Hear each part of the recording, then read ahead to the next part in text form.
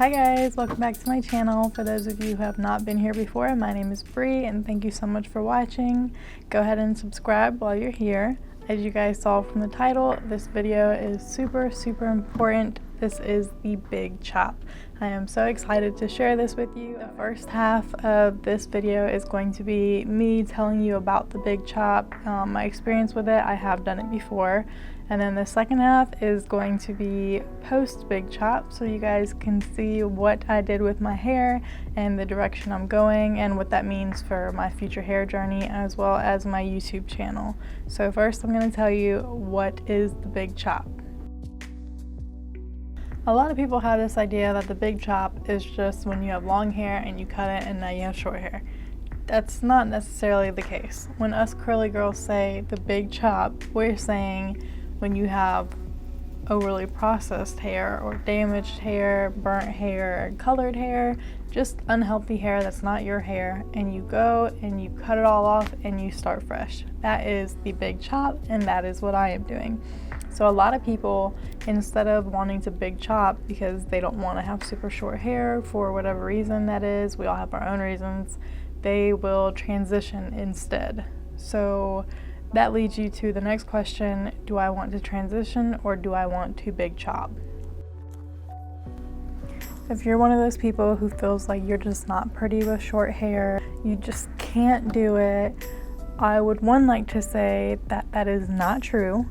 Your hair does not define you. If you really feel that way and there's just no convincing you otherwise, you've slept on it, you know you just cannot have short hair, it's the end of the world, then maybe you should transition rather than Big Chop. But if you are a curly girl and you want to start your natural hair journey and you want to start becoming who you actually are as a curly girl, then go ahead, pull the trigger, Big Chop.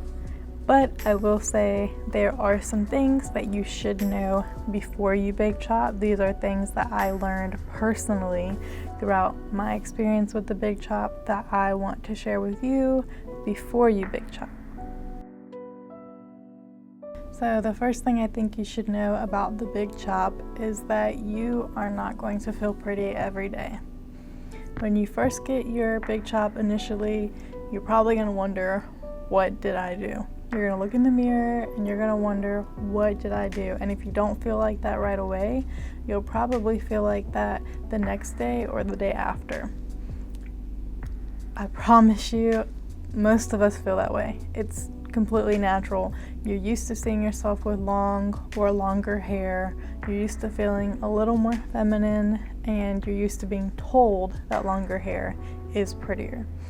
But I also promise you that amongst those days where you do not feel pretty or you do not feel attractive, you are going to have days where you feel the most badass you have ever felt in your life. You're going to gain so much confidence.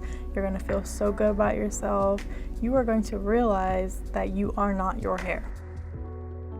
So the second thing that I want you to know and remember after your Big Chop is, do not be discouraged. A lot of people are going to look at you and they're going to be jealous or envious of the fact that you had that strength to cut off all your hair and have natural hair, and that you're doing something so good for yourself that they know that they don't have the courage to do that as well.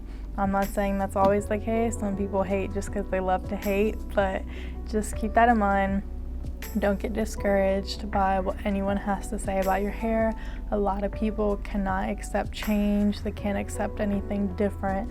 So just keep in mind that that's a problem with them and not with you. Which those comments bring me to my third thing that I want you to remember. My third point that you should know and remember about your Big Chop is gonna seem a little odd, but I'm sure if we took like a vote on how many women after the Big Chop got this, most of us have. So number 3 is people are going to question your sexuality. You're gonna get it from everybody. As soon as you cut your hair, people automatically think that you are a lesbian or a bisexual, or that you cutting your hair was a huge proclamation to coming out. To me, it doesn't make sense. To me, it's a little ignorant, but I do understand that we all have our own stereotypes that we do believe in. Don't get offended by it. Once again, that shows ignorance on somebody else's part, not your own. You know, if you are gay, then good for you. And if you're not, then good for you. But just remember that putting a wig on doesn't make you straight, just like shaving your head doesn't make you gay. We're gonna go on to point number 4, which is patience. I know everyone's tired of hearing like your hair takes patience, your hair takes patience, but I promise you on your hair journey, the most important thing is patience. I have no patience. I lack patience. I have the lowest level of patience out of anybody, and it's not a good thing, but going on this hair journey has definitely caused me to understand I'm not going to get where I want to get if I'm not patient, and that's something that you should remember as well after you do your big chop.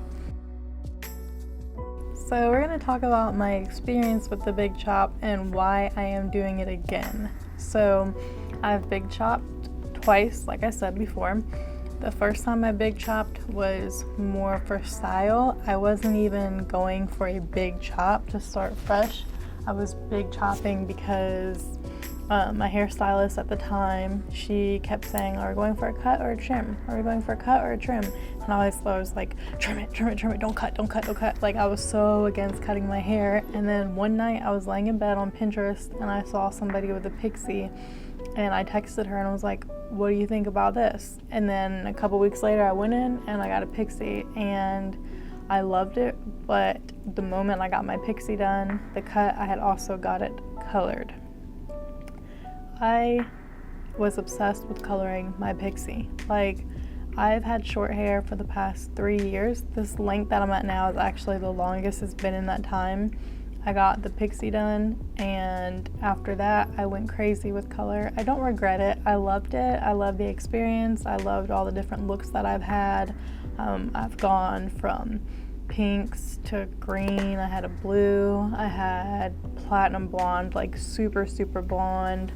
I've had jet black. I've had it ear length. I've had it almost shaved. I've done a lot of different things with my hair in that time, but I wouldn't necessarily call that a big chop, because even though I did chop all my hair off, I didn't start fresh so that it could be healthy. I more so big chopped for the style aspect of things. So there's no point of big chopping if you're not going to let your hair be natural, which I didn't. I constantly straightened it just because I thought that was the prettier version of short hair. The second time I big chopped was because my hair was about ear length and it was platinum blonde, and I had went to speak to a recruiter and he said the next time you come into this office, your hair cannot look like that. I had an undercut. I loved it. I thought it was banging, but obviously not in regulations. So he said either you can grow it all out and have it a natural color, or you can cut it all off and have it an even length and a natural color. And me, like I said, I'm pretty impatient, so I was like, of course I'm not gonna wait and grow it all out. I'm gonna chop it all off. And that's what I did. Once I decide to do something, I'm doing it. There's not really any time to back out. Like, I'm very like, all right, let's get it done. And so I cut it all off and dyed it as close to my natural color as I could get. Little secret here, I don't even know my natural color. Right now my roots are darker, but they're not my natural roots completely. You can kind of see a little bit, obviously not on camera, but yeah, so that was the second time I big chopped. The weekend I got out of boot camp, the weekend I graduated, I went and got my hair colored. So when I big chopped both times, I still started coloring it. I didn't take care of it. Neither time did I do it because I wanted healthy hair. My hair has curled much better now recently than it has a couple months ago when I completely bleached it, but it's just not the same. It's not as thick as it was before. It's not as healthy as it was before. And I remember thinking, like, How am I going to start a YouTube channel and talk about curly hair and tell you what you should do with your hair when I know what you should do when I'm not doing it? How can I sit here and tell you how to grow healthy hair or products you should use when I don't have something to show for it because I'm not taking my own advice? So I'm like, I should start fresh.